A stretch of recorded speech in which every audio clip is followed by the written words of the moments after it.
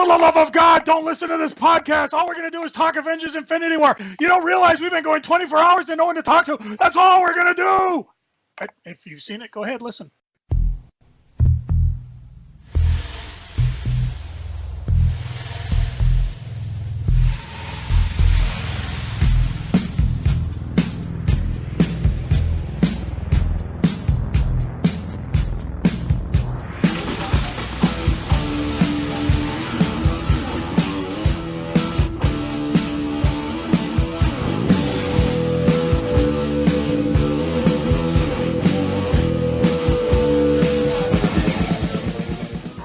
Hello and welcome once again to Crazy Comics and Stories. It's me, your charming and delightful old Uncle Rat Bastard. And at the other end of the series of tubes and wires we call the internets is Joe, Crazy Writer. How you doing today, Joe? I am so bound up because I just want to talk Avengers Infinity War. I even took a 5-minute phone call from Gruber on Sunday while I was at work. And work kind of frowns on you, taking phone calls during it.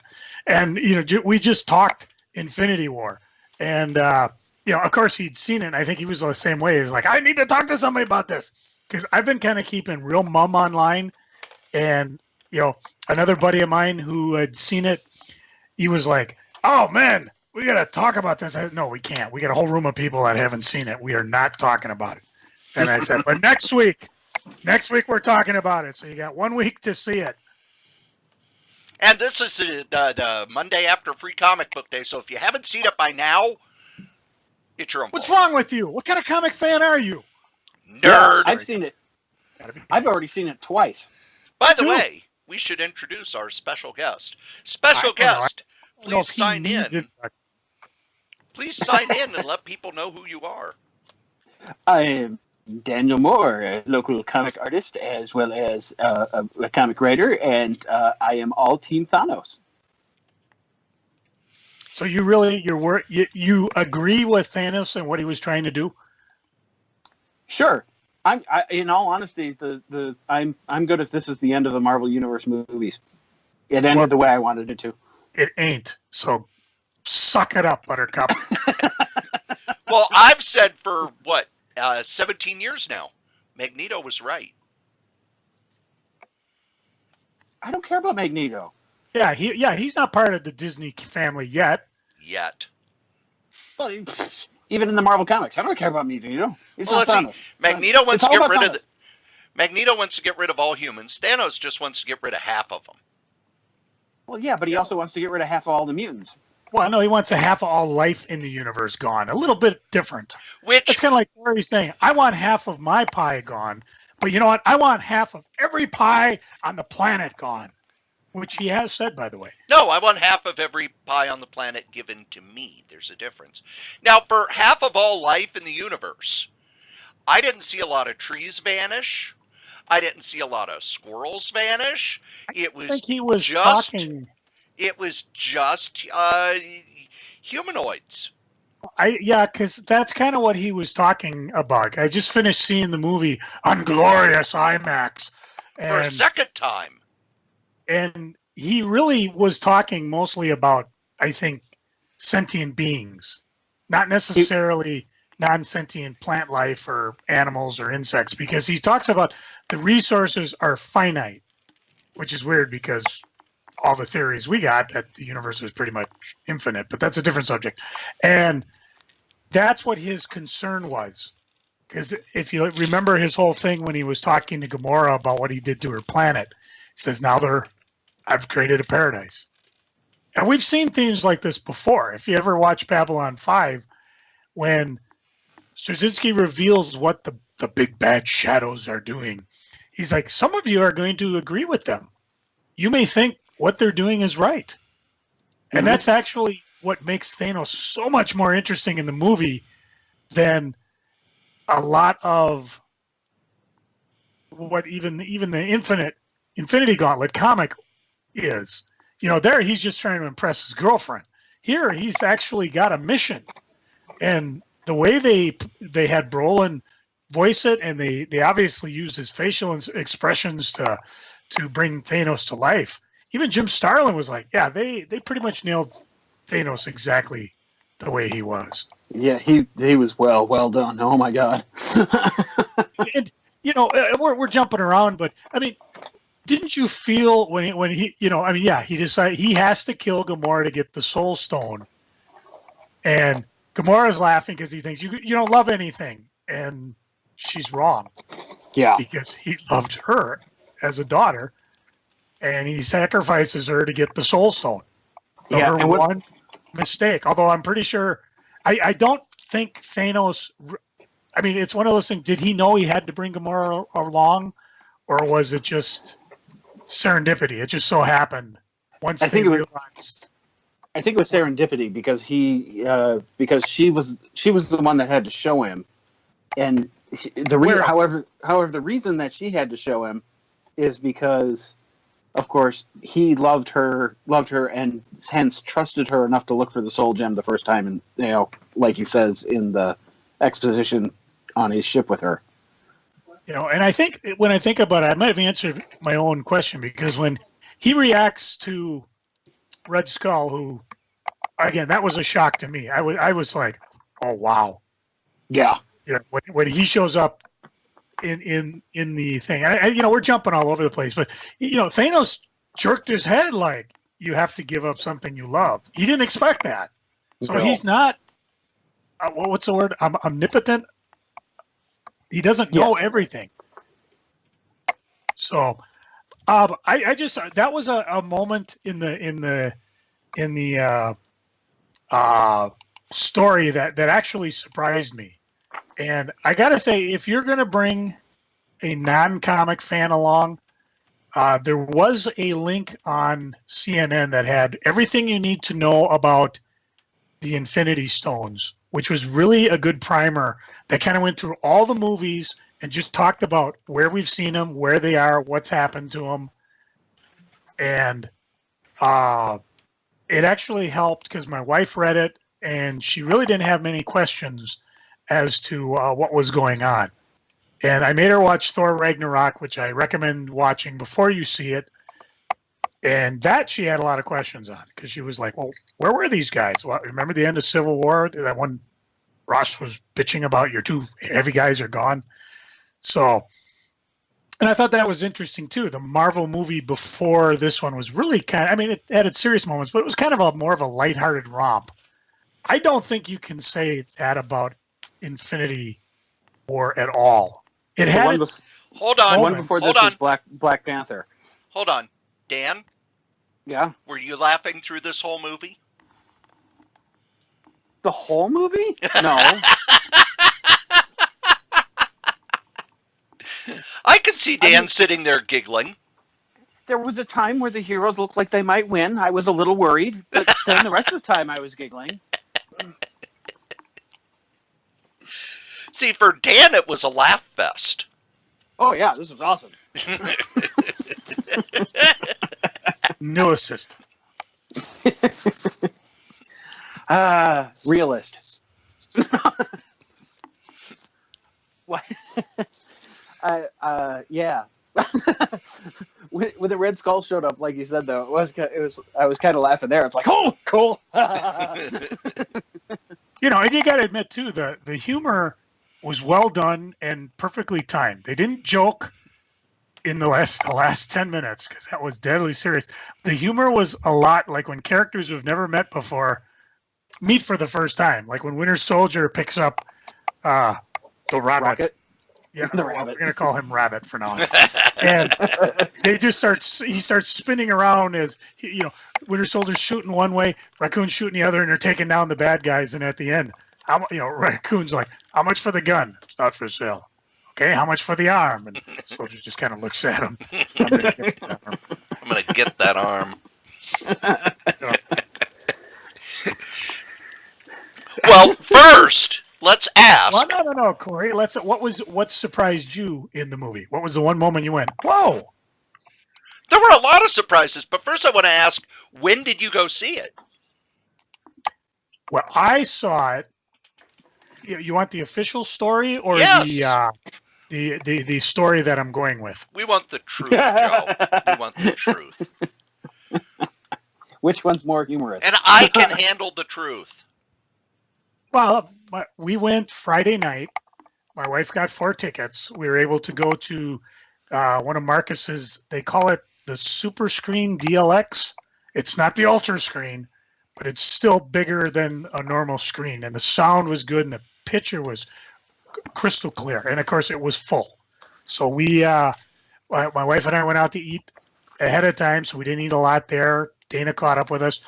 It was a 11 o'clock show, so by the time you got all the cool previews out of the way, and I think there was I don't think there was a movie there that I wasn't ready to go see, because we got Deadpool, we got the Harry Potter one, which I hadn't seen the previous one. We got Mission Impossible, which actually looked cooler than the other ones did. I'm trying to think of what else we saw, but there were almost all of them. Oh, Incredibles 2. I mean, we're looking at this like, yeah, it's going to be an expensive summer. Now, the official story is I went home sick from work, and my wife woke me up at 10 o'clock and said that the boyfriend bailed on the daughter, so she had an extra ticket. Do I want to go? So that's how I got out of work and was able to get to go. No. And believe me, acting sick for 5 hours at work was no picnic, because by the time I left, I felt sick. You were such a terrible actor too.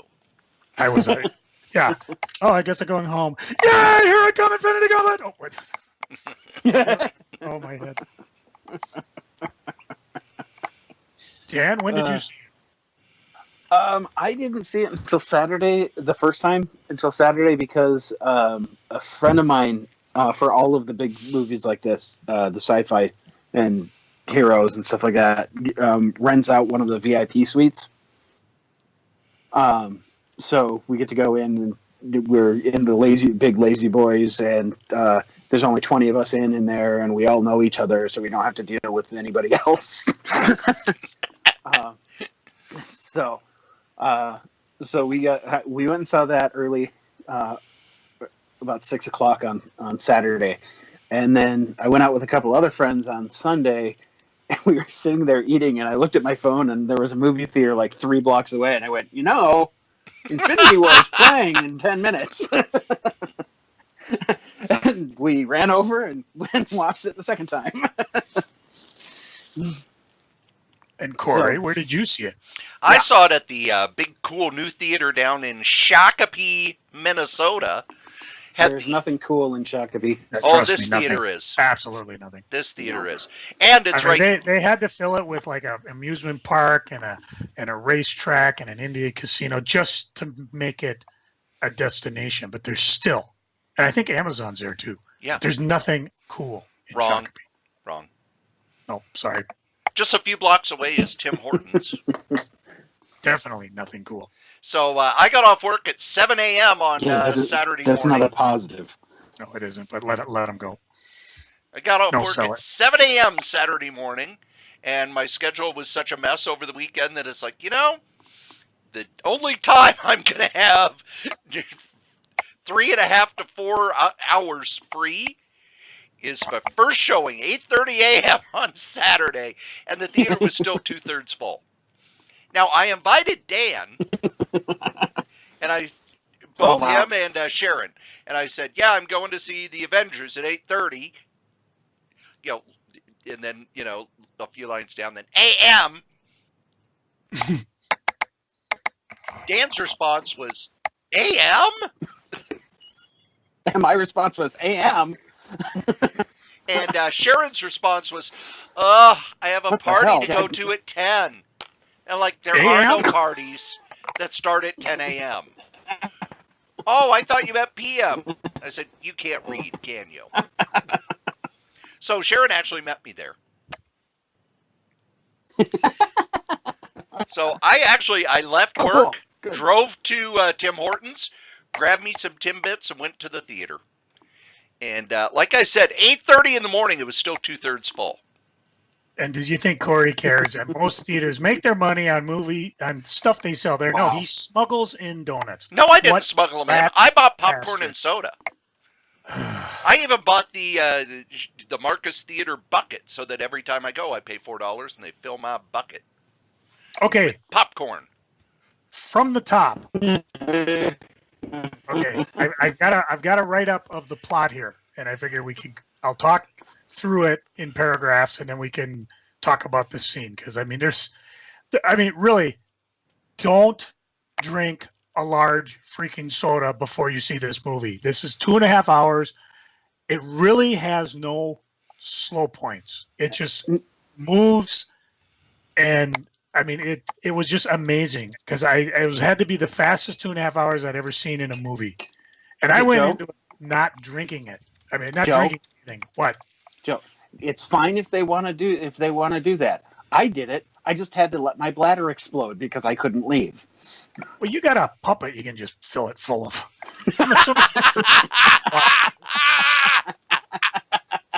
What are you doing with me? Wait, stop it! Stop it!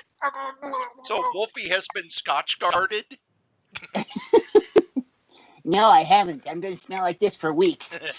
Oh, wet pea puppet. All right. We don't want this to be a 2.5 hour podcast. Why not? Oh, we don't. Well, this is out of Wikipedia because it had the best write up already. Kudos to whoever wrote this shit. Having previously acquired, we didn't know when Thanos showed up. Basically, this takes place right after Ragnarok. Yeah, So we see the ship show up. The credit scene. And basically, the fight's over. Everybody's dead except Thor, Loki, and Heimdall. And Thanos is there making speeches, much to Thor's annoyance.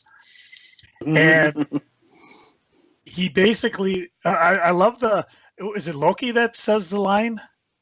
We have a Hulk? Yeah. Yes. And Hulk goes after Thanos. And what we realize later is that Thanos has the Power Stone. Off camera, he's already destroyed Xander.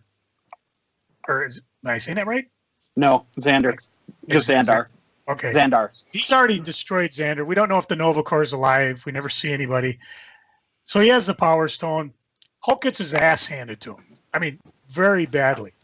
Mm-hmm. And eventually, Loki gives up the Tesseract, which I believe had the Space Stone. Yes. He plops it in. Loki tries to kill Thanos. Thanos kills Loki. But before that happens, Heimdall has one last act. He uses the Biofrost, sends Hulk to Earth. And for his mistake, Heimdall dies. Very gruesomely, I might add. We watch Loki basically get the life choked out of him. And the last thing we see is the ship that did have the Asgardians blow up.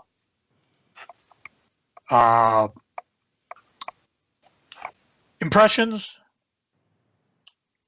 I thought that was a very great cool opening, and it really showed the change in tone because we had Guardians of the Galaxy that was pretty funny last year, and you had Thor, which was pretty funny, and I'm not going to say that Black Panther was really funny, but it was very much an empowering movie. There were light moments in it. This showed that the stakes have been raised because through all of the Marvel movies, there's really only one character who died, and he was brought back on a TV show. There are two, and one hasn't been brought back. Quicksilver. Okay. So that's, really, death has not been a part of this. No. And this is, no, people are dying. Yeah. I actually mentioned that to Jules and Ishmael earlier tonight, going, it's really interesting if you look at it. Throughout the 19 movies, you see one person die. Only one hero died and stayed dead. One hero died, and we have like 4 or 5 that died in the first 10 minutes of this movie. So it sets the tone, in my opinion. Yeah. So the Hulk basically plays the role of the Silver Surfer in the Infinity Gauntlet comic. He crash lands into the Sanctum Sanctorium in New York City. City. He reverts to Bruce Banner.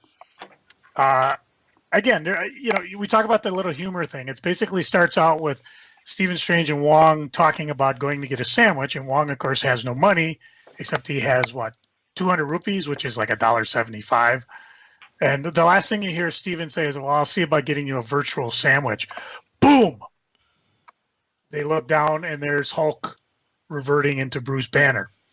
And what does he say? Thanos is coming. And Strange, now we get to, this is one of the movies where the cameos are almost as much fun as everything else, because we see Tony Stark and Pepper Potts, and Tony practically proposes to her. Well, he proposed at the end of Spider-Man. Yeah. I say again, something that I wasn't watching, because I didn't really pay attention to that. I was more interested in that he said no to Stark and left. So, again, just little things coming together, and then Doctor Strange shows up, and there's a lot of testosterone in the field here, because Tony Stark doesn't like Doctor Strange, and Doctor Strange doesn't like Stark, and it shows. But eventually, it's Bruce Banner that's like, "Hey guys, we got to get this going." And while they're busy trying to figuring it out, we get a quick rundown of what the stones are, which is very well placed, because this way we at least know what the hell's going on. And at this point, a buddy of mine, when I went to go see it at the IMAX, he leaned over and he didn't like the fight with the Hulk. And Really? and I said, well, you got to remember, Thanos has the Power Stone. He is unbeatable. Hulk spent God knows how many years on Scar beating the shit out of people, and from what I understand, he killed his opponents. And again, it was kind of glossed over because it was such a light movie. And now he comes up against someone who just literally stops him in his tracks. And this comes through the whole movie because we really don't see the Hulk. Despite the banners for the trailer, Hulk's pretty much a no-show almost this entire movie. They really haven't explained why, but I think is he freaked out? Is he scared? That's what I'm getting from it. Hulk wants no part of Thanos. Yeah. Which is really weird, but we'll see how this ends up, because we still got movie 2 to go. Stark knows about Thanos. He's been dealing with it for like 6 years, ever since the first New York attack. But before anything happens, what's he call his henchmen? Children of Thanos? Oh, the Black Order. Yeah. Black Order, thank you. They show up. Taken from Infitity, the last crossover that was part of the Jonathan Hickman Avengers run. Yeah. And I do got to say, I did find Proxima Midnight kind of hot. Past the eyes and all that. Proxima Midnight, yeah. Yeah, pretty hot. Anyways, so this is what we see in the trailer. Those big donuts from the ship are there, and they're pretty much. Starts and introduce Peter Parker. Parker swings up. Stark, Parker end up going into outer space while Banner picks up the phone with Steve Rogers. A lot of interesting characterization here, especially like when because they did a wonderful job of, like Banner doesn't realize the Avengers are kaput. He doesn't realize everybody's an outlaw except a few people. And did he mention he saw Thor? Oh no, he said Thor was dead, didn't he? At this point. Yeah, he thought Thor was dead at that point. Yeah, which really is like a slap in the face to Tony. And just these little things go through. They did a perfect job of making sure a character didn't know more than he or she was supposed to know. Yeah. In fact, Tony didn't actually know about Thanos until that moment. Because Bruce at one point said, those guys who attacked New York, this is the guy who sent it. Yeah, which pretty much brings it home for Tony Stark. Although Tony does say later in the movie, I've spent years getting ready for you. So he knew there was something behind it. He just didn't know the name. And he also was real hesitant to call Steve Rogers. And it was really Banner says, hey, we don't have, this isn't a no speaking thing. He's already killed Thor. And granted, the Black Order, well, two of the Black Order show up. Anyways, this a lot going on in this segment. Thoughts, impressions? I actually really liked the interplay between Doctor Strange and Tony Stark at the beginning when they first meet, and how Doctor Strange is just not taking any of Tony's crap. Oh yeah, and Tony's like, everything's my way, and no, it's not. Yeah, and this was more of a grounded Doctor Strange. Yes. People have talked online about how the timelines are all wonky and everything, but it really felt to me like Doctor Strange has been doing this for a while at this point. He no longer is the novice from his movie, and he did not feel as pretentious as Doctor Strange normally is. And I have to say, I missed that a little. I like Doctor Strange being pretentious.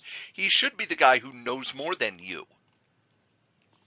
And with him knowing more than you in magic and Tony Stark knowing more than you in science, they should naturally clash. But it really felt like Doctor Strange kind of came down a few levels to kind of make the dialogue work. But that was just me. And of course, Spider-Man shows up. We get the Stan Lee cameo early, which was good. Because had that showed up any other way, it really would have kind of torn you out of the movie. Even my wife's like, hey, there's Stan. Okay, we got the cameo. I love the way Peter Parker gets out of the bus. And I can't remember, what was the name of his friend? Ganji. Genki. No. Yeah. He's like, make a distraction. And he generally makes, holy cow, look at this spaceship, we're going to die. Holy shit. Yeah. That allows Parker to jump out, and I love. We talked about this when we talked about top 10 movies. I love Spider-Man swinging, and he swings. I forget what the bridge he was on, the George Washington or whatever, but he just swings out, and he's heading back into New York. The fight between who were the first two? I think it was Black Dwarf. He was kind of the big guy with the. Oh, yeah, Black Dwarf and Ebony Maw. Oh, Infitity War was just oily. Yeah. I mean, just nonstop talking. You're with the children of Thanos. Your sacrifice will not be in vain. Even back on Thor's ship. Yeah. And he comes down and he's talking. Again, another great spot. He's talking, obviously to Doctor Strange. And when Tony Stark speaks up, he says, "Does your pet speak for you?" Yeah. Which is a great bristle. Now, I haven't seen Iron Man 3. Is this the first we've seen of his nanotechnology? Yes. Yeah, because all the suits are destroyed in Iron Man 3, which one of the people online and a couple movie reviewers were like, well, we know he's got tons and tons of suits. Why didn't he have all those? And it's like, yeah, that was kind of the main plot point of Iron Man 3. Yeah. That he was getting rid of all that stuff. But, okay, whatever. Yeah. Pay attention, people. We got 17 movies. We don't have time to go through all 17. That's a future podcast. Maybe next year. But, again, like you said, you got to get caught up. And just little points that didn't really make a difference. Because to me, I didn't know he destroyed all the suits. But when that nanotechnology appeared, that was really cool. The fights were well choreographed. They were quick. There weren't too many spots where the action was so fast and furious. I didn't know what the hell was going on, at least not till, the mass melee towards the end. We get to see, what did he call it? The Mark 17 spider suit, finally. Oh, he called it he just released A17. A17. Yeah, I found out why that actually matters. It was Spectacular Spider-Man number 17. I think it was Spectacular. It's one of Spidey's comics, issue 17.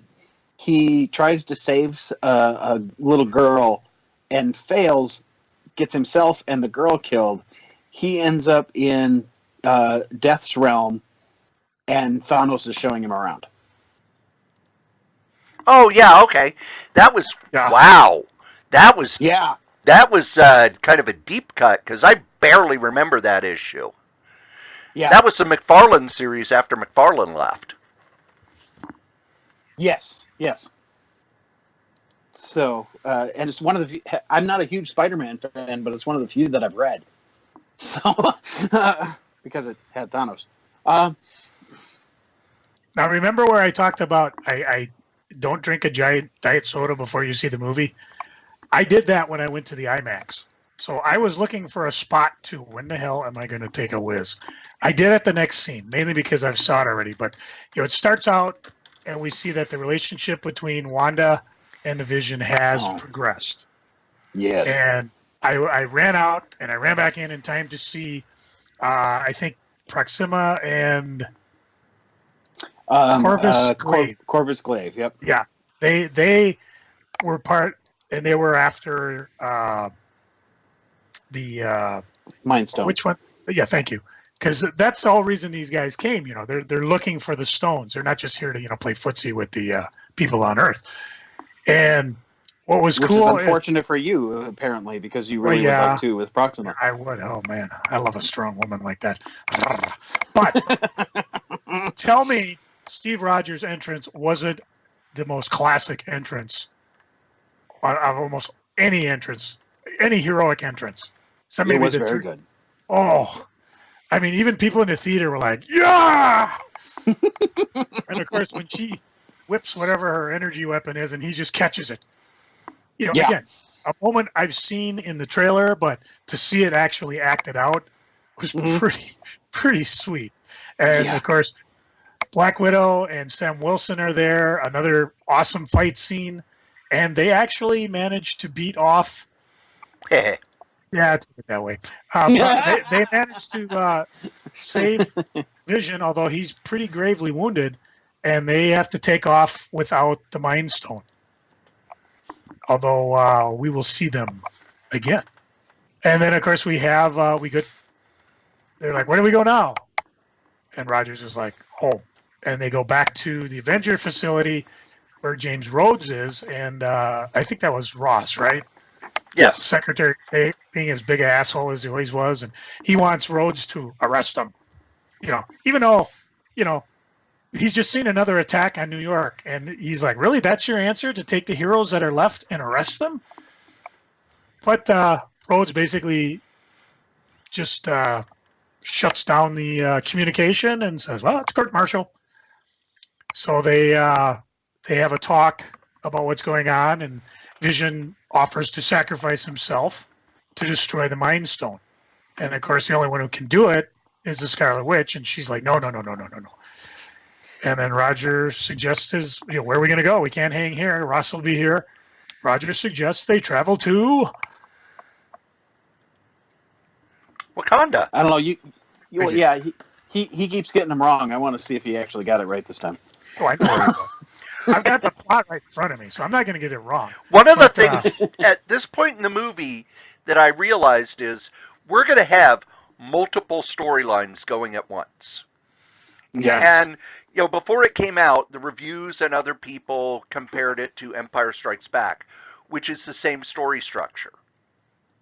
The problem with that story structure is get really confusing really fast. And the thing that showed just how good the Russo brothers are at putting a movie together, they are juggling all sorts of stuff going on. We won't even talk about the fact that they're juggling so many characters.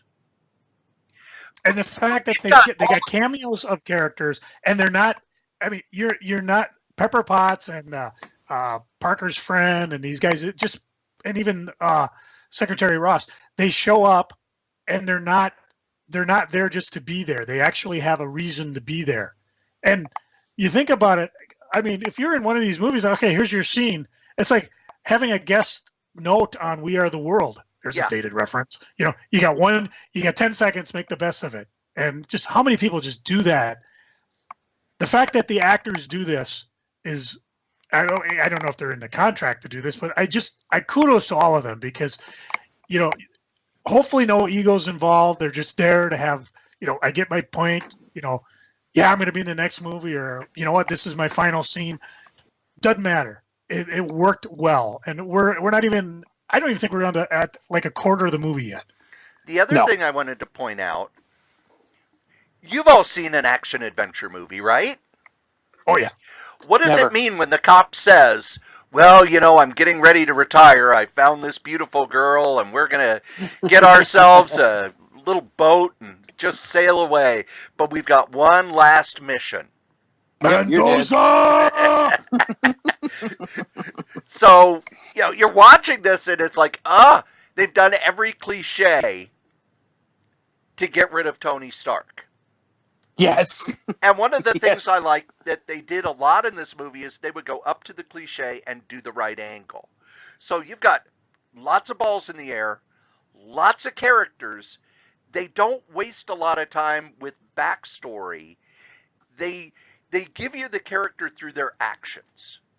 You know, it's not, you know, I'm Doctor Strange, master of the mystic arts, and I did da-da-da-da-da. No, they introduce him by doing magic. They introduce Cap by having him fight. And it's the way that Stan Lee and Jack Kirby would introduce characters. You open up that comic, and on the splash page, Human Torch is flaming, the Thing is carrying something heavy, Reed Richards is, you know, stretching, and Sue is either invisible or using a force field. You show character by just having him do it, rather than explain it. In the next scene, there's a bit of dick waving around. Oh, God, yes. Because finally, the Guardian... what is the song they were playing when Guardians of the Galaxy show up? I know. And I just saw the movie like a few hours ago. So it starts... There's a 70s song playing, and you know they're in space. And basically, the Guardians are responding to a distress call. When they get there, they find the Asgardian ship blown to pieces, and Thor lands quite unceremoniously onto their windshield. And they're like, "Oh, wipers, wipers, wipers, wipers!" Until he opens an eye. They get him inside. They compare notes, and here's what they actually do. What Cory said they didn't do with Strange and Stark. Quill and Thor basically summarize their last movies. Yes, you know, and they're basically, as they're bragging. Yeah, who's had the worst life? Oh, I mean, this whole scene. This is like the lightness in the movie because it's Guardians of the Galaxy. They did not tone it down to make him serious. We could just talk about, you know, teenage Groot is just sitting there playing his game, and everything. Whoa, was perfect. Everything. What was that? I can't believe the mouth on you. Boy, you grow a couple acorns on you. And when they got to the Asgardian ship, the tone changes quickly. While they're in it, yeah. Till they wake up Thor, because when they have Thor there, you know, Quill's getting jealous because everybody's like, "Oh yeah, no, he's got muscles. You're what did he call Quill? You're one sandwich short of being fat." I mean, I mean, I can't. I don't want to talk about this scene because we just can't do it justice. It's just brilliant. They bring anything up. They mention, you know, Thor mentions Thanos because obviously Gamora has something to do with Thanos, and Drax wants a piece of Thanos, and they do a very, I'm going to call it a Justice League of America thing where they split because they go two different places. They go to nowhere because that's saw the Reality Stone last because the Collector had it, and then they want to go to how do you say it? Nowhere. Nidvillier? No, Nidvillier. Nidvillier, I think, is how they pronounce it. Yeah, which is where the dwarves are that made all the weapons that the Guardians had. And this actually, it's funny because you see Asgardians had. They're not asses, they're dead. But Well. Rock gets all excited. And this is, I think, where Thor starts calling him Rabbit, isn't it? Yes. Yes. Yeah. So they split up. Okay. Anything you want to talk about in this scene here? Scenes. I really liked how they dealt with Thor's trauma. Yes. Because later on, or in this scene? Well, in the whole movie, really. Mm-hmm. But Thor has been beaten down. Yeah. And we've dealt with Tony Stark dealing with his PTSD. And now Thor is dealing with his PTSD. And Hulk is dealing with his PTSD. All of these characters have been damaged. And one of the things about Marvel that made it different in the 60s was it was heroes with problems. And I like that they've brought that into the movies and kind of updated it for the modern age to where, you know, these stories have consequences. And it's one of the things that always bugs me when, you know, you get to the 5th Die Hard movie. Bruce Willis should be in a rubber suit just banging against the wall after all the horrible things that have happened to him. Nope, he's still cracking wise and everything. But this shows the consequence of the violence and the stakes that they've been dealing with. You know, it started with Tony Stark just, fighting somebody who wanted to use his weapons for the military. And now they're dealing with the end of half of all life in the universe. It will be interesting to see in the next film how, especially Cap, because you kind of see that at the end, how Captain America is realizing what happened and kind of close to losing it. Yeah. And it was interesting too because of all people to draw Thor out, it was Rocket. You know, and Thor is basically doing, I'm fine, but we'll fight again. Yeah, but you lost. Yeah, but you lose the second time. You know, and finally he gets, you know, you can see the seriousness get back to Thor. It's like, no, we're going to get a Thanos killing weapon. Yeah. You know, I mean, I know it's called acting, but damn it, he nailed that scene. He did. Amazing. But even it's funny because in that scene, even when he was getting serious, there was still that lightheartedness, like humor, because like when he goes for the pod, he's like, "How do you open this? Is it like a 4-digit code? Is it somebody's birth date?"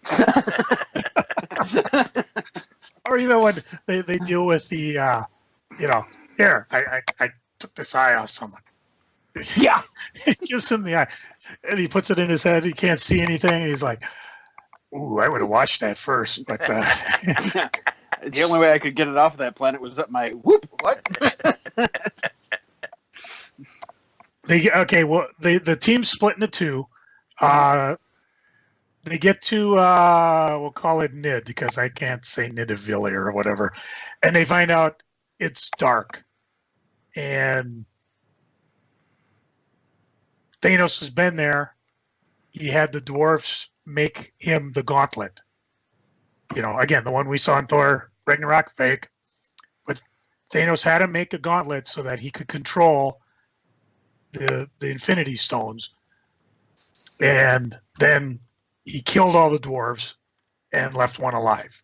Like, took his hands too. Meanwhile, on Nowhere, they get there and the place is empty. Howard the Duck still in his cage, though. Yeah, was he? Yep. I did see the Arrested Development guy. Yes. Did you see him? I had to point that out to a buddy of mine because he's like, "Where? I didn't see him." He said, "No, he was right there." Now that's a pretty good Easter egg. I did not see Howard the Duck though. I thought for sure he would hitch a ride somewhere and figure out. Basically, this is where we see that Thanos has the Reality Stone because what they think they see isn't what it is. It looks like Gamora attacks, looks like she actually kills Thanos, and then she breaks down crying. At that point, the real Thanos shows up and says, "I didn't know that you still cared for me." Drax attacks. He gets turned into blocks. Mantis attacks, gets turned into ribbons. Which is straight out of the Infinity Gauntlet again. Yeah. Quill comes up, and having made a promise to kill Gamora, tries to. But Thanos turns his guns into bubbles. Kind of a goofy moment, and then boom, takes off with Gamora. Mm-hmm. So this is are we in the mid-act here, or are we just It's still... hard to... I couldn't break this down really in the 3-act structure because the movie ends with all hope being lost. But there's also, you can look at so many times along the film where it really feels like the heroes have been beaten. And this is what the heroes get beaten at every turn once you get to this point in the movie. Yeah. They have some early victories against the Black Order, but once Thanos comes in, they haven't, they lose. Mm-hmm. And this is the... No, go ahead. There And is it's one wonderful. fight later where I really think they've set up everything for the next movie. And when we get to that, I'll talk about it. But even in that, they lose every time. Well, here's when we get the characterization and the motivation of Thanos. And again, there may be people that agree with what Thanos is doing, maybe not the method.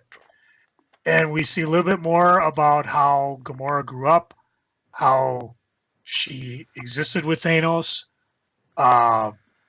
We find Nebula, who apparently from Guardians of the Galaxy got onto Thanos' ship and almost killed him. Now she's being tortured, being held in pieces. And in order to get Gamora to reveal that, yes, she has seen the Soul Stone, she knows where it is. And you see Thanos disappointed because he didn't teach Gamora to lie. And Gamora's lying to him. And not when well. they finally get... Well, this is kind of interesting because you don't normally see the villain get so much characterization.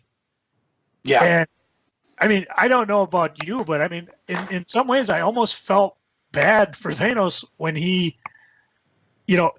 could he have turned around and said, "I'm not going to go after the Soul Stone because it would cost me Gamora"? No, he apologizes. They do a wonderful scene where it's quiet as he drags her to the edge and drops her, and then he wakes up. He has the Soul Stone. And this, of course, is where they find the Red Skull, and we find out he's the one who narrates the idea that in order to get the Soul Stone, you have to give a soul. You have to sacrifice someone he loves. And, of course, Gamora thinks it's funny because she thinks, "You don't love anybody. I can't believe this is over." And she is wrong. Thanos loves Gamora. Sorry, little one. Not enough to stop from killing her, but, again, this what would you call this, Cory? I mean, a megalomaniac? I mean, he sacrifices what he wants. What he wants is so powerful, he'll sacrifice the ones he loves. I just think he's driven. He so believes in his cause that he won't let anything get in his way. And he's not gathering power just to gather power like right. he does in the comic book.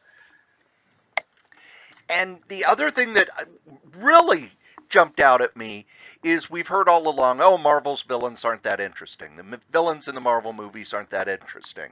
It's almost like the directors heard that and said, "Oh, yeah? We'll show you." This could be blasphemy, and Dan might smack me around. The Thanos in the movie is far more rich, layered, and interesting than the one in the comic. I'll agree. And again, it's just wonderfully animated.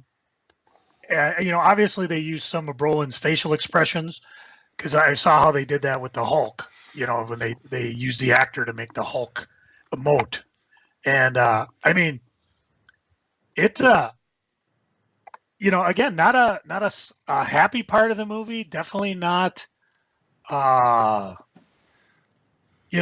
my mind's racing as I think. It's like, even if they defeat Thanos, how are they going to get Gamora back?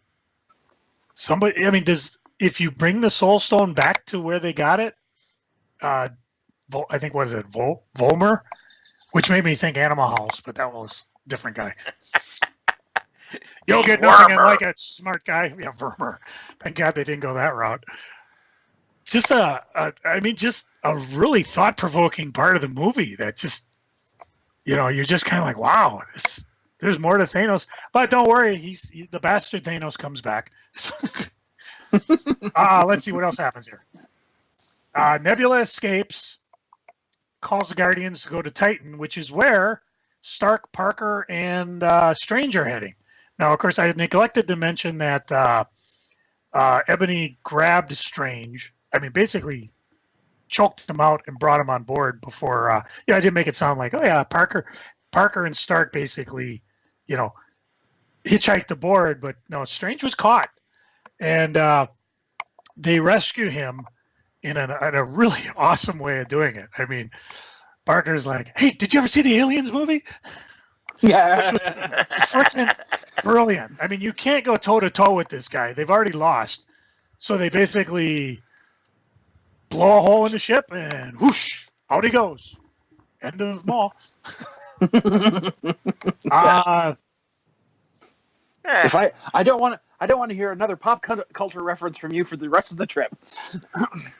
Although when finally they get to Titan, that's when the Guardians come up, and again we have the heroes fighting again, which is just a Mexican standoff to end all Mexican standoffs. They finally realize, we're all going against Thanos here. Yeah. But, and then they tell them about the dance competition. Oh, like Footloose? Yeah. Oh, Footloose, the greatest movie of all time? No. I love that exchange because again, it's Peter and Peter. Is it still the greatest? Is it still the greatest movie of all time? It was never the greatest movie of all time. Hasn't been on Earth since he was a kid, Yeah. So what someone needed to put in that script at that point is, you haven't seen Roadhouse, have you? What they did ask, were the Avengers? Oh, is Kevin Bacon Avenger? He might be. I haven't been. Or maybe that was early. I don't know. But that's the thing. Serious as this is going, this was almost the perfect humor thing, because we just saw this crazy scene where Thanos sacrifices Gamora. We see characterization, torture of Nebula, and now we finally get the characters back together on Titan, and they're you almost got to see the movie and have a script to be able to just follow the one-liners. So the first time I saw it in the theater, people were laughing so quick. The second time in the IMAX, it was a little quieter, so I could actually catch some of the comments that I missed. And I'm sure eventually I'll get to the DVD. Screw it, I'm going Blu-ray on this baby, and do the. There were still some lines that were so quiet that I'm going to have to watch like the closed caption to get what they were saying. But basically, they're going to form a plan to confront Thanos, and here comes one of the more interesting things I'd ever seen, because Strain uses the time stone to view, what was it, 14,600,002? I forget. 14 billion. Billion. Yeah. Possible futures, and says there's only one in which Thanos loses. And that is something that we need to remember. Mm-hmm. Now, I believe at this point it cuts to Wakanda, where Rogers reunites with Bucky. The Avengers talk to Shuri and say, we need to get the Mind Stone out. There's a couple of humorous things where she says, well, why didn't you do this to Banner? We didn't think of it. She's obviously the smartest one in the room. They don't get much time because Thanos' army invades, and the Avengers mount a defense along with T'Challa and the Wakandan forces. Banner can't do the transform into Hulk, so he gets into Stark's Hulkbuster armor, which I thought was kind of interesting. What was it? The first ship lands on the shield, evaporates, because whatever happens, while some of the bad guys' fodder soldiers get through the shield. The most of them don't. So whatever Wakanda's using, it's pretty potent stuff. We get to see my girlfriend again, and Cull comes down, and she's of course pissed because they said that Corvius is dead, and of course I believed her. But the attack starts, and At this point, the movie puts its foot on the gas and does not let up. And I'm trying to figure out the sequence because I think. Meanwhile, Thor's back on Nid whatever, and they're able to revive the star, and they make the hammer, and then we get back to Wakanda, and basically everybody's getting their asses kicked because they decide rather than let the bad guys get around, and there's hundreds and thousands of them. They try to get around and go after the Vision. Of course, I did forget one thing. Shuri's trying to get the Mind Stone out of the Vision. They open the shield and decide to let all the bad guys through so they can attack. And there's some pretty serious fights going on. We see War Machine lay down some serious kick-ass. Hulkbuster armor with Banner in it is pretty vicious. This is an all-out war. These guys are fighting, and they're losing. Hulkbuster gets overwhelmed. Panther's down. Cap's down. Everybody's down. And then, in one of the baddest ass entrances, even badder than the one we saw before, Thor arrives with Rocket and Groot.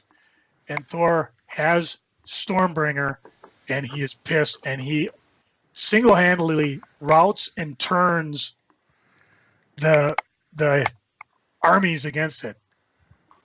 And so you're thinking, okay, nope, sorry, we're going back to Titan. Before we do that, any comments for this particular part of the battle? I could have watched this section for days. This was beautifully filmed. One of the things, I watch war movies from time to time.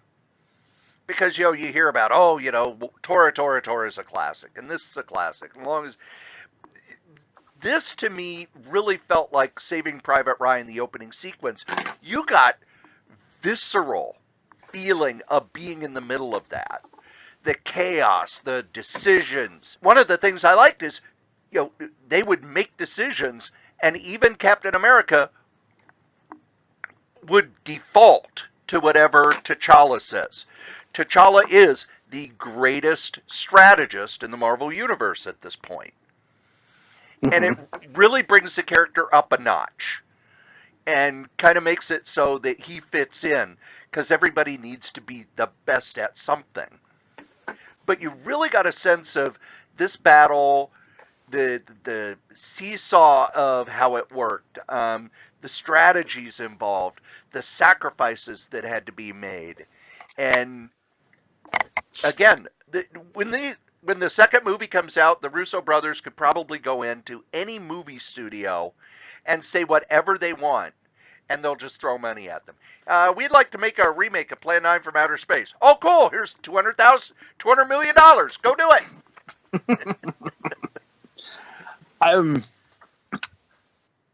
By the way, it's Stormbreaker, isn't it? Yes. Yeah, that's what I thought. Not Stormbringer. How dare you? We're used to Joe getting things wrong. That's his charm. And oddly enough, nobody in the write-up I'm using, they'd never even mention the name of the hammer. I'm going to have to do some editing here. Because, of course, as the Easter egg for us that's the name of the hammer that Beta Ray Bill is used. We saw his ugly face on the tower back in Ragnarok. So, by the way, speaking of Wikipedia, none of you bastards have written us up a Wikipedia page yet. We are a national treasure, and we demand a Wikipedia page. Yeah, nobody's done it for me either. Well, yeah, you're not a national treasure. Yes, I am. You're a hell of a hand warmer. And that's a national treasure. No, I can pick those up at any gas station once it turns October. Not with my wit. Very true. No, but they're much warmer. enough of this. Back to Titan. Because once that battle is being, and I think the other things going on, we see the fight between. The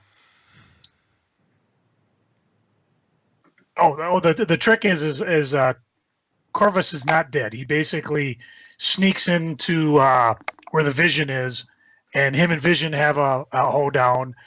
People go after him, and again, the field starts breaking into, whereas once it was like us against the incoming army. Now it's like, okay, we got a Vision situation. We need to go off here. Vision gets basically, boy, it's a tough movie for Vision. He spends half of it with holes poking out of him. And, we get the cat fight of all cat fights because it's Proxima versus Scarlet Witch versus Black Widow. And I can't think of Chikala's second. Starts with an O. I can never pronounce it. That's the problem. One of the Dora Milaje. Yeah, the head of the Dora Milaje. The head of it, yeah. And she... Michonne. Yeah, what? Did you say Michonne? Michonne. It's the same actress that plays Michonne on... we know Cory doesn't like redheads. We know he doesn't like he's into brunettes. He never tells us how he feels about bald women. I've said repeatedly, Perseus Kambata, it was one of the first women I went, oh, wow, I think I'm entering puberty.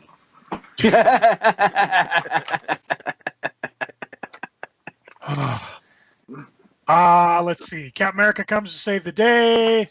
What's her name's defeated. I think Vision kills Corvus. Yep. And Banner goes one-on-one with Cull.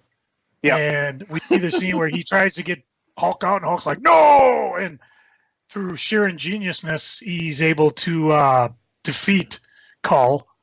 So basically, Thanos' children's are done. They're gone. Well, it's funny because it's a bit of through genius, but at the same time, he gets angry. And he's like, all right, fine. He doesn't help out. I'll do it myself.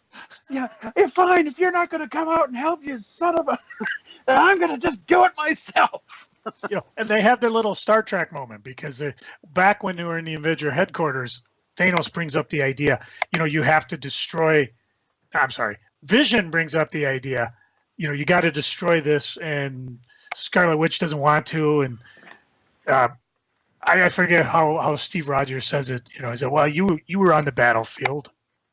Yeah. Well, one life shouldn't matter. Or it should. It should. And then, of course they have the scene where when Vision basically saves. We can't call him Captain, but Steve Stark, because he never appears in the Captain. Rogers. Yeah, Roger. Well, he might be Nomad. We don't know that. If you read the toys, if you read the Stark, you read the back of the toys in Target, they say that Captain America and his forces have been running around as the secret Avengers between Civil War and when we see them here. So, but they don't say whether or not he took the name Nomad, because I haven't read any of the other toys. Now I'm going to Target. I'm going to read all the back of the toys because they give away all these spoilers. So, and that's your live-filled moment for today. You didn't think I was listening, did you? That's not the artist I was thinking of. It's the one whose name you can't pronounce. Oh, that could be any number of people. The guy who took over with issue 21. Oh, that could be any number of people. Bill Sienkiewicz. No. Bill Sienkiewicz? I don't have ketchup in my sink. I'm sorry. We've talked about that before. So basically everything on Earth looks fine. So where's the next place we need to go to? Titan. All right, let's go back to Titan. Thanos shows up. And who's there to greet him? Come on, you guys saw the damn movie. No, I was going to say, do you want the list? No, he doesn't see the other guys. Oh, because this is Doctor Strange in that case. The moment where they almost get the damn gauntlet off him. Yeah, well, he meets into Doctor Stark Strange first, and Stark is basically No, Oh, no. he sees Doctor Strange first. And we see everybody else kind of creeping along the edges. So there's a plan set up that we weren't privy to, and we just sit and we watch it happen. And it's Well, we were told about the plan because Tony Stark had his plan, and then Star-Lord said, "No, I have a better plan." Yeah, that was before Strange said there's only one outcome right. They win. So we're assuming they're going to do the one outcome that it's going to win. Oh my God, that was such a good scene, though. it was fun. I like your plan, except it Robert sucks. Downey Jr. just plays it perfect, and these two guys are just waving their masculinity at each other. Who's got a little bit of, complex here, but I'm trying to remember what he calls them. Oh shoot. You know what? We're gonna have to go see this movie after this podcast is over. Yeah, really. Because there's a ton of details. I can't think of anywhere in this movie where the dialogue just stopped and made me go, ew. Kind of like when Halle Berry attacked the Toad. You know what Toads do when they get hit by lightning? Same thing as everyone else. What? Could you say they explode? But so there really wasn't that type of thing where you're like, but there's a lot of things you're going to wish you could remember. But it just keeps going fast and furious. Plucky. That's what he called them. Yeah, he said, you and your plucky friends. Don't call us plucky. We don't know what it means. And he's trying to get there. Would you have your friends come over? I stopped listening when you said you had a plan. These guys aren't exactly, don't improv. I mean, that's what they do, okay? But the fight was fast. It was furious. And they almost got the gauntlet off him. Except Star-Lord fucked it up. Well, when he found out that Nebula figured out that Thanos killed Gamora and Quill, he's just an idiot. Yep, rather than helping get the gauntlet off. Keep it together, Quill. And I thought that was important. Yeah. I thought that was a very important scene, not just to show the emotionality, but also just how precarious everything was. And it also fit with Star-Lord's character, where he's the one who screws things up. Yeah. Yeah, there's a scene we glossed over in the beginning where when Gamora tells him, if you have to kill me, you have to promise to do that. And despite his, no, she just shushes him and makes him promise. And he looks at her and he says, okay. And they kiss. And then they hear somebody eating nuts. Basically, Drax has been standing the whole time watching it. How long have you been standing there? An hour? An hour? I'm learning how to be invisible.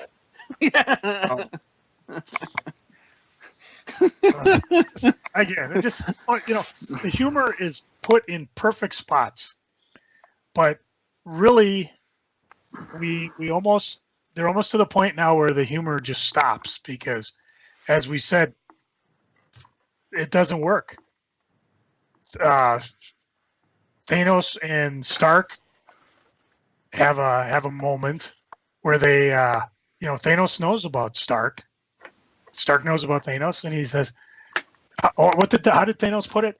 I think too much knowledge. You are not the only one who is cursed with wisdom. Too much knowledge, I thought he said. Was it too much knowledge? I thought it was something. That's what drove Thanos to do what he is, and that's what's driving Stark crazy. Because like he said earlier, I've had 6 years to deal with this, and I got nothing. Mm-hmm. You guys are forgetting what I think may be the most important line of their entire sequence. Which is? All of that just for a drop of blood. Yeah. Oh, yeah. Hold that in your head. They wouldn't have put so much emphasis on that if it wasn't important. Oh, yeah.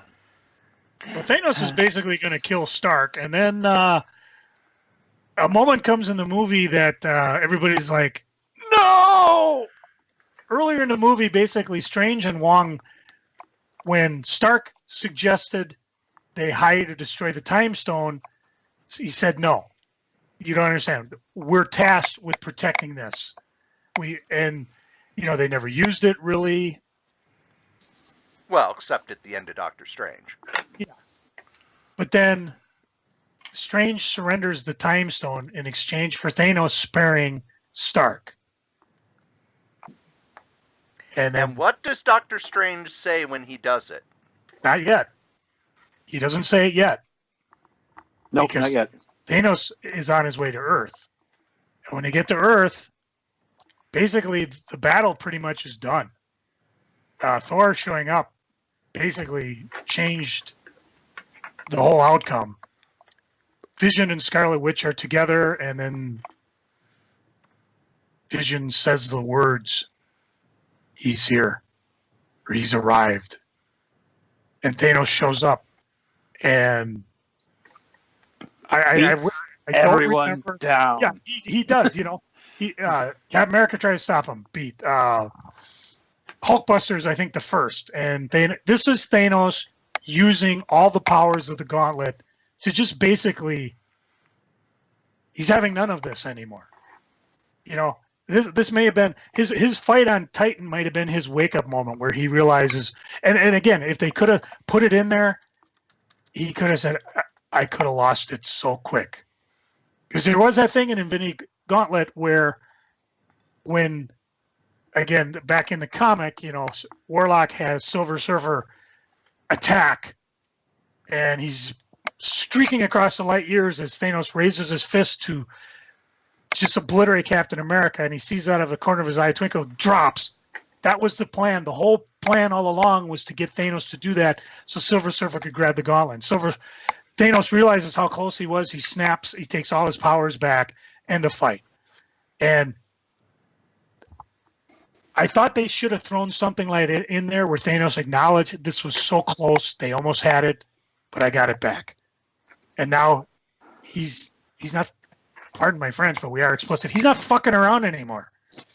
He comes down, bats everybody away, destroys people, crushes War Machine, embeds Hulkbuster armor with Banner in it. When he finally goes for the Vision, that's when Scarlet Witch realized, I have to destroy the stone. She's not only, hexing the stone, trying to destroy it, but then Captain America has one last save as Thanos comes down. And I'm sure Thanos is trying to figure out what the hell, because here's this guy holding him back with all his strength, and he probably sees something in Steve Rogers that's just a total determination to stop him, and Thanos is just looking at him, and he's like, to hell with this. Bam! Just smacks Steve down. At this time, Scarlet Witch turns around and is not only attacking the stone, but attacking Thanos, and Thanos is coming forward, but she succeeds. The stone explodes, Vision explodes, you see an explosion just wipe out the field, and Thanos is just standing there. He has some kind words for Scarlet Witch. I know the sacrifice you had. And he does what I knew he was going to do. He uses the time stone to move time back where Vision didn't explode. The Mind Stone's there. Scarlet Witch screams no. He bats her out of the way, rips the stone out of Vision's head, drops it into his thing. Vision basically is inert, just drops. Thanos has the final stone. And then Thor attacks. Anything up to that moment before we get into the end game? Nope. No, you're doing a pretty good job here. Thor takes, I forgot the name already. Stormbreaker. Embeds it into Thanos. This is the third awesome entrance of the hero. The first one being when Steve Rogers appeared. The second one when Thor appears with Groot and Raccoon on the battlefield, and then Thor comes in, takes Thanos. It's in his chest, and he says, "I told you would die for this," and he pushes it in, and Thanos' head just rolls to the side, and he starts whispering something. Somebody else come up with, what does he say? He says, "You should have gone for the head." Yep. And he did what I told you in the last podcast he should have done, and we knew he was going to do. He lifts it.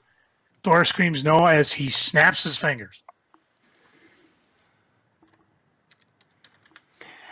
Well, no, Thanos wakes up in some weird Netherland. My guess is he's inside the Soul Stone, where Gamora that's my guess too. And she asks if you did it. And he goes, yes. And what did you sacrifice? Everything. What did it cost? Everything. What did it cost? Everything. Back in reality, we see what's left of the gauntlet. This thing looks like it's been destroyed. None of the gems are glowing. This might have been the end game. I don't think we're going to see, how do you say it, Cory? Ex Machina? Well, hold on. I'm going to point out two things. First is the whole Iron Man drawing blood. The second is Doctor Strange, who knows there's only one way they could win. Hasn't happened yet. It hasn't happened yet. Because it's a key piece, and I'm agreeing with you on that, but it didn't happen yet. Don't get ahead of us. I don't know what why he's complaining with how he was jumping around at the beginning. No, because this is again, for as much fun as the movie was, this is why everybody left the fucking theater and didn't say a word. This was the quietest movie I've ever been to where people leave, because these guys lost. Not only did they lose on Titan, but they lost the big one, because now we see the heroes disappearing. No, they didn't. My guy won. Well, yeah, if you look at the box office draw, but look who did. Run down who disappeared. Okay. Who disappeared? Who ends up disappearing? Yeah, and these are basically half of the people that are dead. We see Sam disappears. Sam disappears. Or Falcon, sorry. Black Panther disappears. Yep. Bucky disappears. It's the first one who disappears. Yeah, Bucky's the first one who disappears. Star-Lord disappears. Yeah, on Titan. Oh, are you just Groot, Mantis, Quill, Spider-Man, Parker, they all disappear. And then Doctor Strange, who says, Cory, who've been wanting to say this. Dying to say this line. This is the line he says, and this is when he says it. It has to be this way. Mm-hmm. He has seen the future.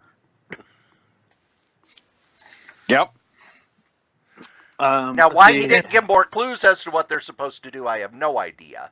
Well, probably because he's seen the future. Right. But if he's seen the future, he knows that this happens to him, and he should probably clue in, some people. But no. Maybe we've got a 3-hour movie coming next year. Maybe he disappears in his astral form. We don't know. Scarlet Witch also disappears. This is where you see Steve Rogers in his PS moment, where he just sits. And says, "Oh God!"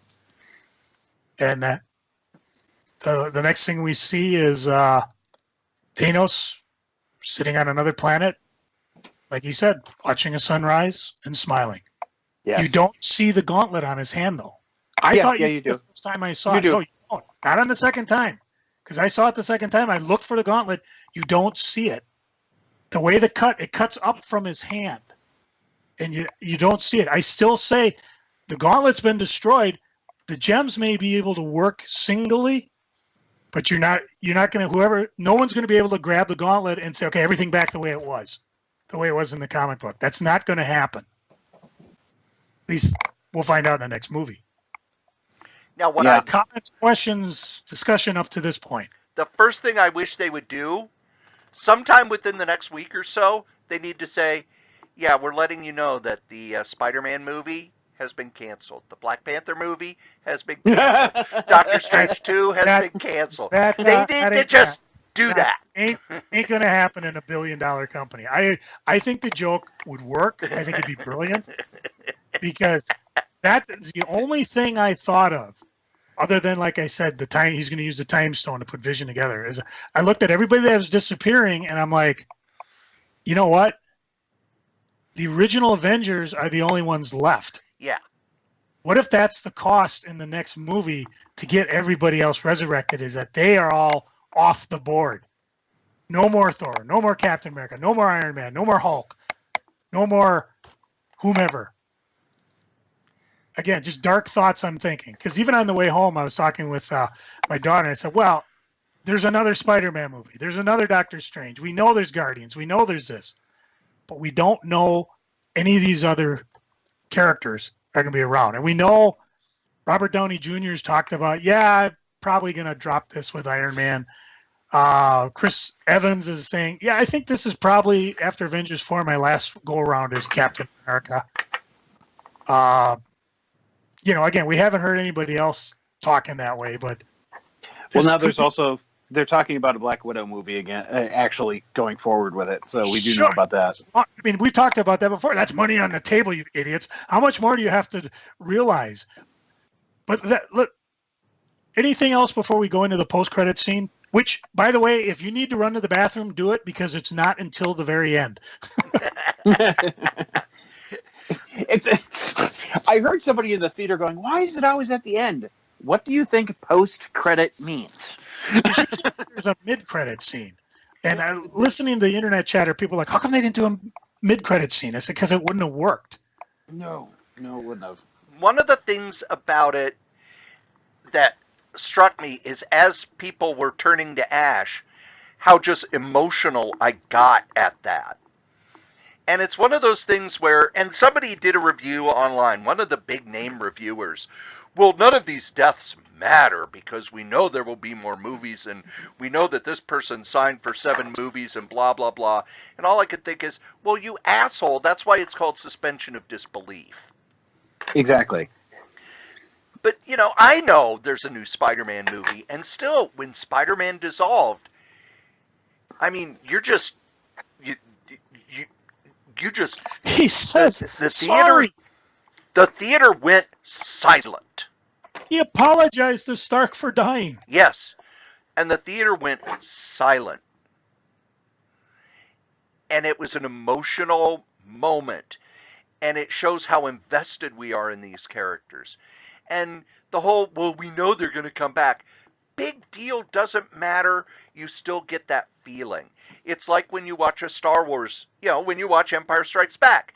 Yes, you know Han Solo's going to get taken out of the carbonite. It doesn't matter. It still is that feeling of, oh, crap. More important, like in The Force Awakens, where Han Solo dies. Yeah. I mean, even I'm watching this, and I'm like, okay, I know they got to keep, the bad guy. But I thought for a minute there, I was like, okay, he's going to talk him back. No, he didn't. So when you let the real world intrude on your movie watching, you're no longer reviewing the movie, you're reviewing everything around it. And that doesn't, that's such a cheat. You review the movie. And in that moment, I felt that sense of loss. And it's much more powerful here. Sorry, Dan. In the comic books, it doesn't matter because these guys are coming back anyways. Somebody's going to bring them back. Nobody dies in a Marvel comic. But here, this could be it. We don't know. Anyways, Dan, I'm sorry. No, that's fine. I was just going to say, I thought it was good that little punk disappeared because he dared to, kick my guy in the head.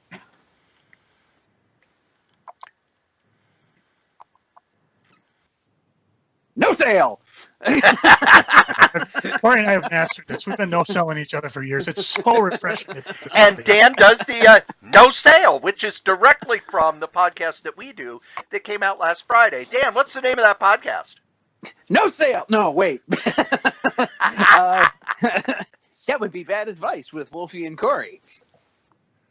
See, you got to get that plug in there. Yeah, there you go. Now, I think what we should do, Cory, go ahead tell the guys about who sponsors this show. And when we come back, we'll talk about the post-credit scene. Hey, what's up, everybody? It's your boy, Danny J. Quick, lead writer of Ace Blade, the Vegas Vigilante comic, and I am here to give you Solitary Rose listeners the deal of a lifetime. I'm going to give away a free comic, a free Ace Blade comic over on our website. We just launched our final Kickstarter for Ace Blade, the Vegas Vigilante, the 100-page edition, and we want to give all of you Solitary Rose listeners first dibs at it. So if you go over to our website, www.fourthwallpros.com, download Ace Blade #1, use the promo code ROSE at checkout, and you can get that comic absolutely free. If you enjoy it, go over to our Kickstarter and then back us, and you can get the rest of the story there. I really appreciate it. We really need your help and support, so I hope you enjoy that. And that's it for me. So until next time, stay vigilant, my friends. Bye.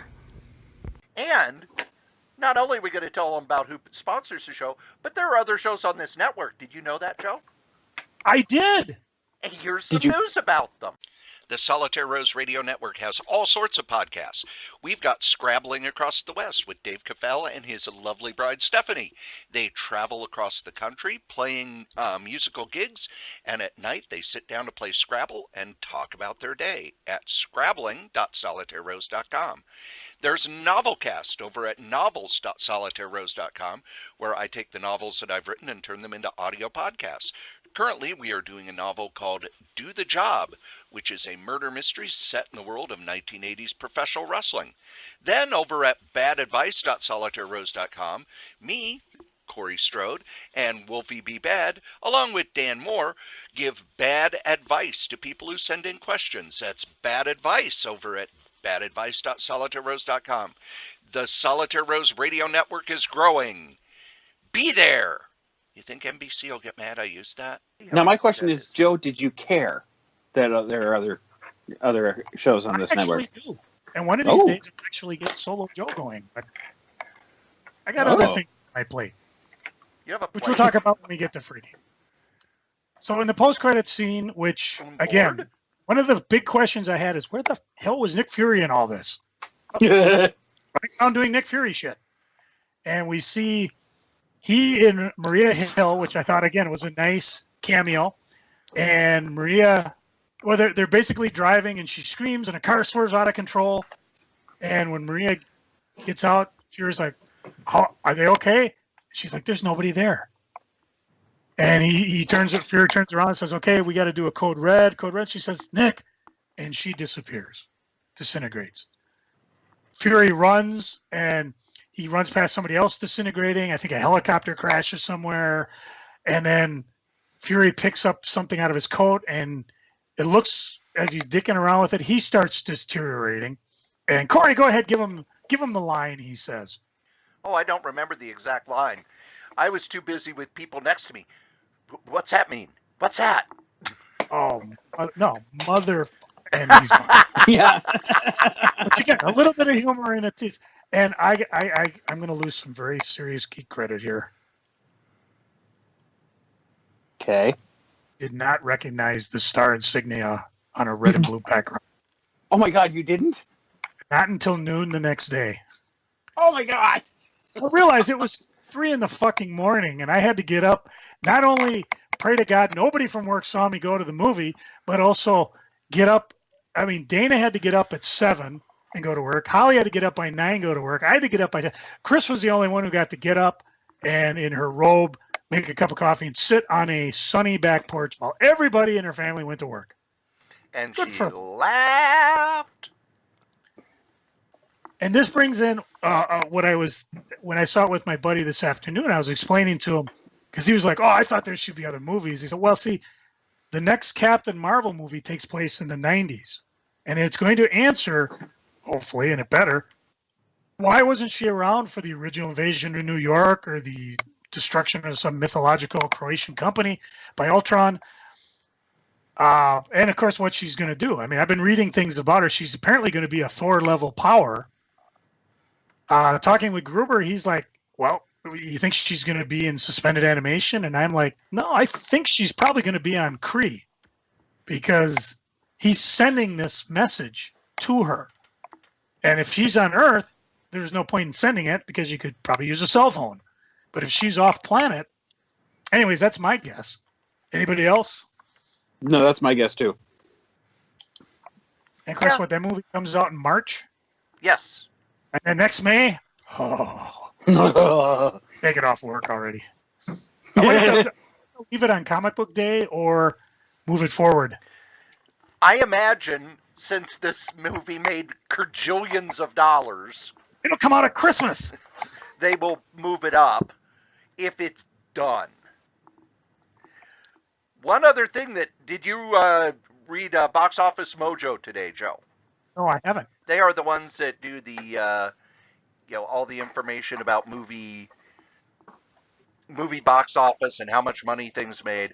Over the weekend, in just the U.S., this movie made $257 million. Say it again. Million. Now, here's the thing that blew me away. Worldwide, $640 million. Its opening weekend, it's now the number 2 movie of the year. Wow. Wow. Just from the opening weekend. And let's go worldwide and see where it is. Opening weekend. Just opening weekend. It is at 121 all-time box office. Wow.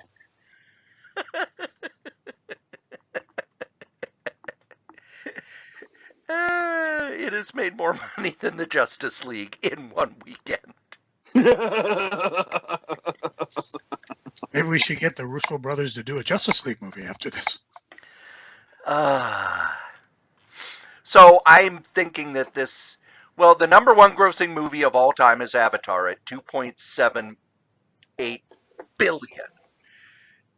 Let's see, the Avengers is 1.5. The first Avengers movie, 1.5 billion. Oh, it's going to blow past that. Yeah. It will blow past that. The other odd thing, Black Panther, which was leaving theaters and it got pulled back up to the number 5 movie of the weekend. Oh, wow. Yeah. That's for the poor people who couldn't get in to see Infinity Stone, even though it was on because it was on 300 screens. Wow, sorry, we're totally sold out, but you can still see Black Panther. Oh, all right. At the theater that I went to in Shakopee, there were only 5 other movies showing. And they're 18 screen theater. Oh, yeah. And the best part is they got to give up 90% of the gross to the movie studios. Yeah. I think my Disney stock's sitting quite pretty right about now. Any things you want to see in the next movie? Any theories? Any speculation? Well, I have plenty of theories. I Let's hear 'em. want some sequences of what happened when half of all life went away. We got a bit of it in New York with, all of a sudden the people flying planes and stuff. Those planes This could crash. be a great spot to. I mean, I could see. This is how you're going to bring Hawkeye back in, because they did an interesting job of keeping him and Ant-Man out, which makes sense because Ant-Man's got his own movie coming up. And they're on house arrest, which I like. Yeah. It showed the consequences from Civil War. And if his family disappears, damn well he's going to. I could see a scene where the Avengers are having a showdown with Ross, and all of a sudden he gets pinned to the wall by arrows because Hawkeye's back. And he's pissed because his family is gone. I'd like to see a reaction in Hell's Kitchen. Maybe show some of the Netflix heroes. That's why they're not in it, because they disappeared. Maybe Aunt May's going crazy because she finds, Parker's friend but can't find him. And the kid's like, is he going to tell him that, there's something you should know about Peter? Is he going to tell Joe? She knows. She knows. Oh, she knows? Yeah. But he does he know she knows? Yes. Yes. Do they? Go back and watch Spider-Man Homecoming again. I got a lot of things to watch, including the original Iron Man. I'll even go back as far as Howard the Duck and watch that baby. Oh, I can't. Oh, okay, maybe on mute. But anyways, I want to see a bunch of second string heroes step up. I'd like to see Richard Rider as Nova.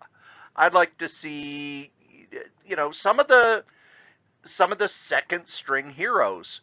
Just, they don't even have to have a big, joining the Avengers and stuff, but just helping deal with the shit that's going on Earth. I think the beginning of the second movie would be really good and work really well, like the second issue of Infinity Gauntlet. It opens with the aftermath of everybody disappearing. Yep. And a plane crash specifically, and a bunch of heroes are just showing up to try to deal with that. So, like you were saying, the second string heroes coming in and dealing with the plane crashes, the ERs that are going out, are going half at half capacity, but dealing with all of the crashes that are happening, like with Nick Fury and stuff, where suddenly there wasn't a driver. Those are the kind of things that I think it would be really cool to see the opening of the next movie. I don't think that's going to happen, because one of the things that the creators of the directors said of the movie is people are like, well, you've already introduced Adam. Why don't you bring Adam Warlock in? It says, because we're not going to have somebody just show up out of nowhere that hasn't had a proper introduction. Right. Hence the way they're introducing Captain Marvel. I don't know if they're going to waste characters on, unless this is going to be their introduction, aka Justice League movie I'm looking at, or Batman versus Superman, I'm looking at you, which I think was kind of a meh way to do it. Mm-hmm. And again, who's to say who's second-rate string hero versus somebody that's already appeared? Nova's the second string hero. You don't know. Nova. Nova's the second string hero, Squirrel Girl. But he could have the potential to be a Black Panther. We just don't know it. Because Disney's very smart about doing this with their characters. They're just not going to hotshot a bunch of characters in there. I'm curious. I'm curious if the Fox deal is done, which it probably won't be, because that's what's really got the fanboys bleeding. Would this be the time to bring the X-Men in? Would we see Hugh Jackman do Wolverine? Because he said, I'll only do Wolverine one more time if I'm in the Avenger movie. I don't know. I don't think they're going to hotshot the X-Men that way. But it's possible. Maybe that's why, like you said, if the movie's done, maybe they're holding bets saying, this would be really cool if we had all these guys. But what I want to see NFL Super Pro. I'm sorry. Cap, we're not going to get NFL. You have to be Nightcat. Have to be Thanos. Owned by Marvel. What? We could have a Squirrel Girl. Team America. And of course, my favorite meme with the Midnight Rider. My favorite meme of all time is one where Galactus is going, "Yeah, Thanos, you were really cute. Step aside now." Golden Oldie. Yeah. That's how it'll be. Golden Oldie.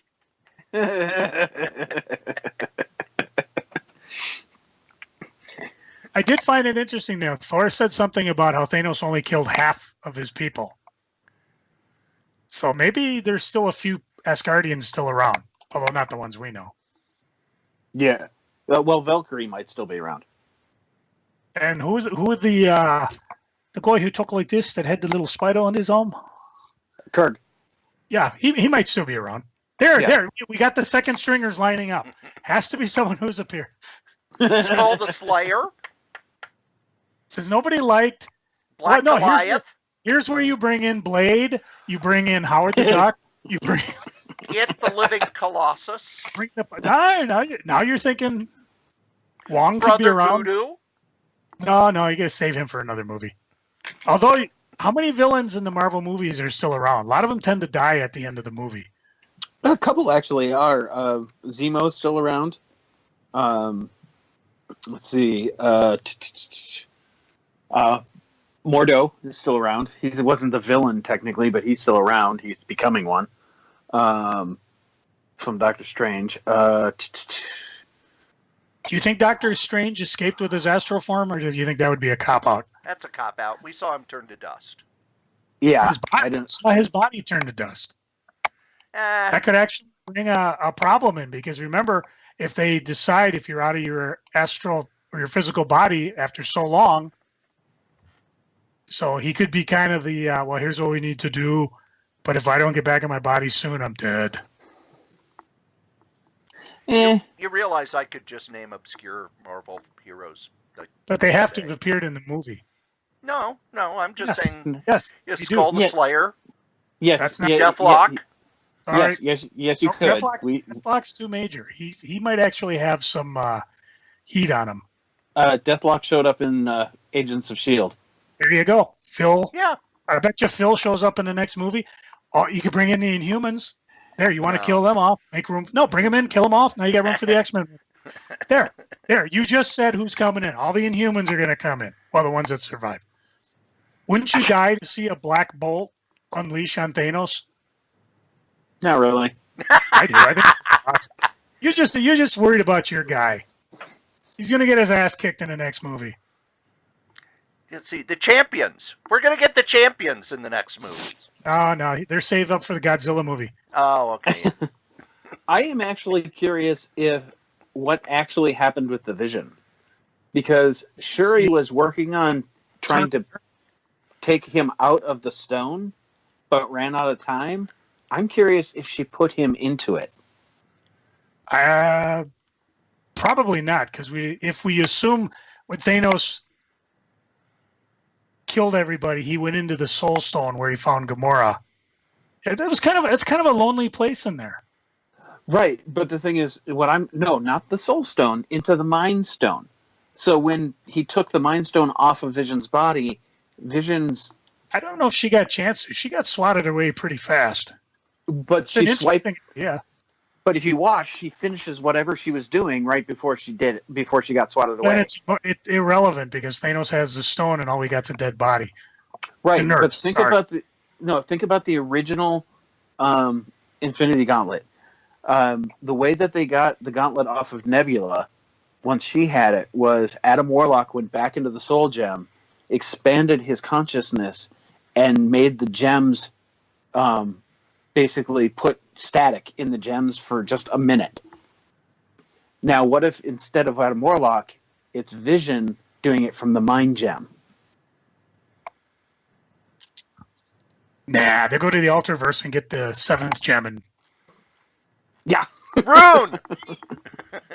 We get Rune, and we get Manta, and we get Prototype, and we get Prime. Heap. Optimus Prime? Now we're talking. Yeah, Hasbro will get their shared universe yet. Yeah. I think no sale. Well, believe it or not, kids. Yeah. You have listened to us blather on about this movie for an hour and a half. Or at least and if you got something you want to blather, you're saying, oh my God, how could they not talk about this? They're totally wrong on that. No, we do need Skrull the Slayer in this next sequel. Be released on May 3rd, 2019. You know what to do. Hey there, kittens and caboodles. It's me, your charming and delightful old Uncle Rat Bastard. Would you like to contact the show? Would you like to say something and have it be on the show? Go ahead and give us a call at 952-856-0519 and leave a message, and we'll play it on the show. You can also email us at solitairerosenetwork@gmail.com. And if you would like to buy advertising on the Solitaire Rose Network, a growing network of podcasts that I am very excited about because, well, they're my podcasts, you can do so. Just email at solitairerosenetwork@gmail.com, subject advertising. Thanks. What? I just dropped it in. Ah, see? Oh. And as we say every week, this technology. And as we say every week, the comic we like the least, we still like better than the comic that you. Go back and say the movie you like the least. No. Yes. I yes. can't. You do, because you like some really terrible movies. Yeah, but there are movies that people like that I hate. What a wimp. Whatever Dan, what do you Thanos, have to say? whatever Let me put it Thanos this way, story- Joe. What? I hate Transformers, the first movie, as much as Dan loves it. What do you Oh know? my You don't even gosh. like redheads anymore. I wanted to, the actress who plays the mom, a half hour in the movie, I wanted to drive to her house and just start smacking her and say, "You're not allowed to act anymore." That would require acting in the first place. Joe? Oh, no, you throw it to Dan first. Dan? Team Thanos, all the way. We're done. The Marvel Universe can stop now. Obviously has no idea how Disney works. Joe? Hit my music.